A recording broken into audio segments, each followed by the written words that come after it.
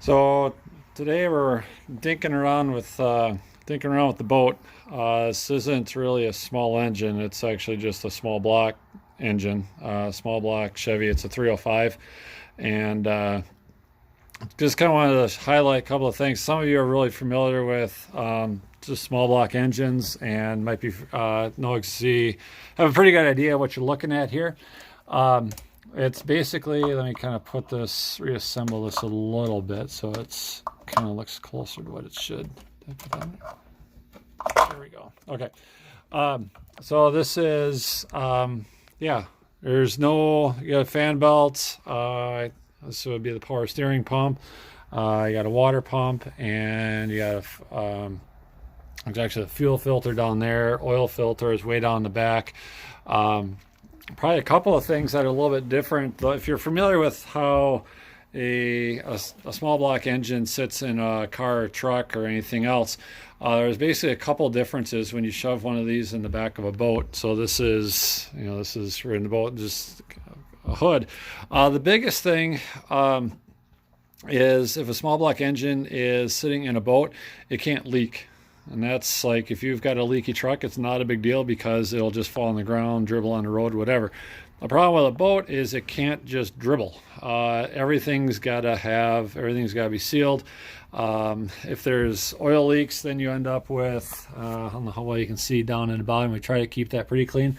It does leak a little bit from time to time, and some of that is just from changing oil, because if you ever change the oil on a small block engine, oil filters on the bottom, which makes sense. On a boat, it doesn't make sense. So that's kind of a downside.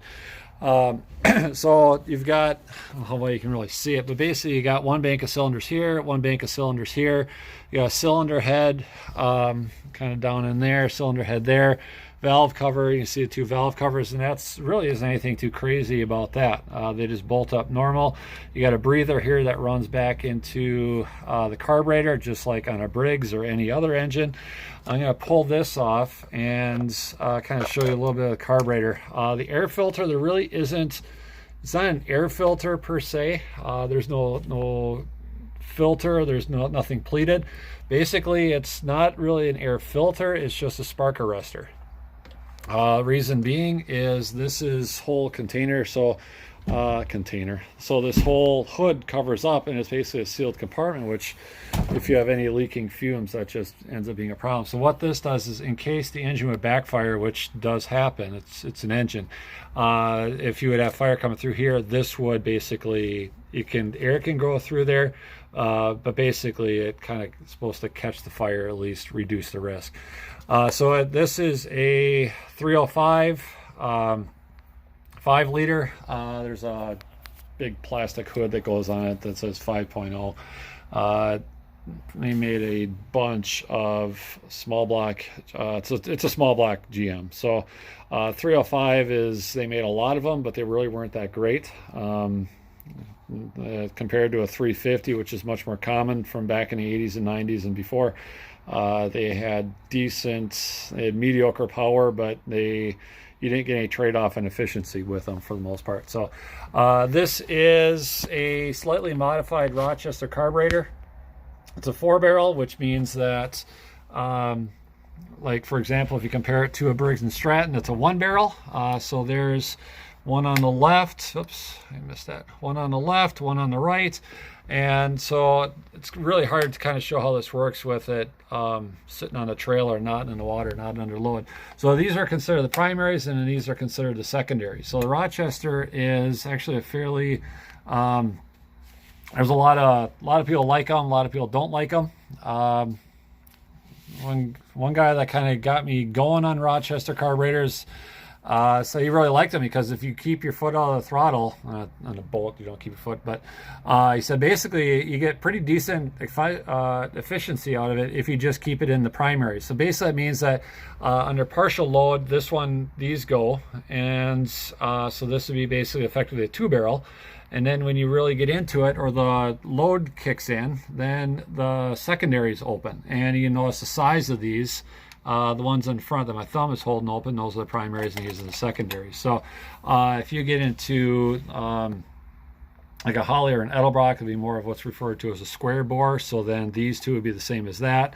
There's pros and cons depending on at what RPM you want the power. So for the most part, the block, the casting, the molding, whatever, the body of the carburetor is pretty similar. It's really hard to tell because it's all black, but it's very similar to just a regular conventional street Rochester carburetor. Sorry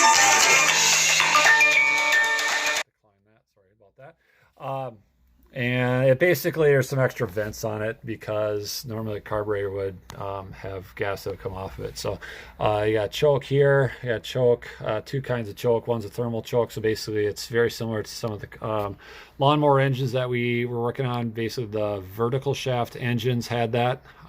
They had if I'm trying to recall here, they had a pneumatic choke, but then you also had a thermal choke, and that's what this is. So as that choke, as that coil, I don't know if you can see that, there's basically a little spring in there, and when that gets warmed up, it releases the choke. The other big difference, not a difference, same as just any small block Chevy, easiest way to identify from a distance. Difference between a Ford and a Chevy, at least to my knowledge, is Ford, I believe, has the distributor in the front of the block and GM has it in the back. So that's the distributor. All of those, there should be nine cables there. One comes in, you got this one coming in from the coil, sending it to the middle, and then there's little points rotating around there, and as it passes each one of these, it kicks out a spark to each of the cylinders. And then the other big difference between what you see on a car or a boat is the headers. So this comes off the exhaust. So normally on a car, something you would see probably either cast iron or tubular headers, which would be kind of more of the performance minded. The average one would just have a big cast iron thing like this. On a boat, it's a little different because there's also no radiator. And so what this does, this is the riser. It kind of combines the radiator, which would normally be up here on just about every vehicle. Some hot rods, whatever, would put the radiator in the back for weight savings or transfer, all that. So basically what the exhaust comes out of the exhaust valves, out of the heads, and hits the manifold, and then you have this riser, and I haven't taken this apart yet, but basically the gases go up in here and then out through this blue tube. And this one is kind of a little bit of a different, I don't know if you can get a good angle there. This has got kind of an aftermarket exhaust on it. So if you want it to be quiet, it goes down this tube and then it goes out through basically exhaust underwater. There really isn't a muffler. And in theory, if these solenoids open, there's a little butterfly valve inside there. And so when that opens, then there's some cutouts. I don't know how well you can see it back there, kind of where those screws are. It just goes straight out in the hull and it just makes it really loud. And the way it's supposed to be wired up, and I've only had this boat for a year or two, so I haven't really figured everything out, but there should be a relay that's connected to this. Well, actually, this is the relay that's connected to, but it's hooked up backwards. So this basically, if you're going out on the open water, you want to make a racket, I think this is closed. So the exhaust goes down through here and then it exits basically through the propeller. And if you open it up, basically it's like putting straight pipes, or eliminating the catalytic converter, getting rid of the muffler. Basically, straight piping is what it amounts to. So, given that it's a V8, it's a 20-foot boat, so it makes a bit of a racket. So, but otherwise, it's basically just kind of old school 80s, 90s technology. The boat is boat's about 30 years old, so newer boats are going to have catalytic converters, they're going to have fuel injection, but this one's kind of old, so it's pretty straightforward. So yeah, just kind of wanted to highlight some of the differences. There are a few other things that are different. I guess the biggest thing is boats don't have transmissions, at least most boats. This one doesn't, and the vast majority of fishing boats, ski boats, whatever. So basically, if you want to go faster, you just rev faster. So if you're going shooting across the lake, it's holding at 3,000-4,000 RPMs, and that's not something you would normally do in a truck or a car, is hold your RPMs that high for that long. So they are generally built, a lot of these had either 4-block or 4-bolt mains or 2-bolt mains. I have no idea. I haven't pulled this out and I have no intention to, but generally 4-bolt main was considered a little bit better, so usually those are used in boats. So anyway, I don't know if this all makes sense. Eventually it's not all put together. That's my next project, that's the outdrive. You see on the left side, that's basically like your drive shaft that goes into a coupler on the back of the engine. And then at the top of this, right about there, is beveled gears, and then there's a drive shaft that runs this way. And then down in that wood crate, there's another bevel gear, and there's a propeller that would on the far right side. So if I get around to it, it's kind of a clunky thing to put together. It's got to go together because right now it's going to sink, because that outdrive plugs a big hole in the back of the boat right now.